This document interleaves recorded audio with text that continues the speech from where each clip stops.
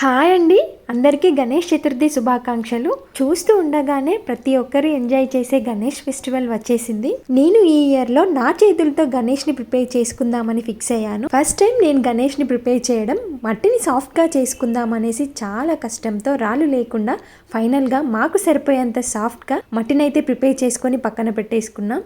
నాకు painting, drawing అలాంటివి వేయడం అంటే చాలా ఇష్టం. ఆ కాన్ఫిడెన్స్తోనే గణేష్ని కూడా ప్రిపేర్ చేస్తా అనేసి కూర్చున్నాను.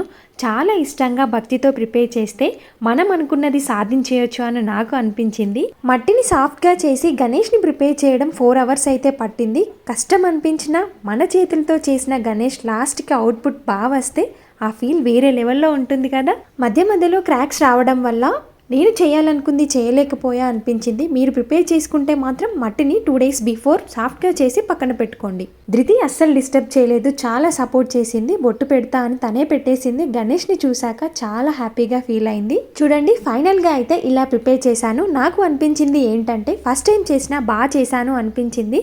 కానీ లాస్ట్కి గణేష్ని ప్రిపేర్ చేశాక నేను ఏమేమి మిస్టేక్ చేశానో అర్థమైంది. నెక్స్ట్ టైం ప్రిపేర్ చేస్తే మాత్రం పర్ఫెక్ట్గా చేస్తాననే కాన్ఫిడెన్స్ అయితే వచ్చింది. సో ఫైనల్గా నా చిన్ని గణేష్ని ఎలా ప్రిపేర్ చేశానో కామెంట్ చేయండి. నా వీడియో కనుక మీకు నచ్చితే ప్లీజ్ నా ఛానల్ని సబ్స్క్రైబ్ చేసుకోండి. Thank you.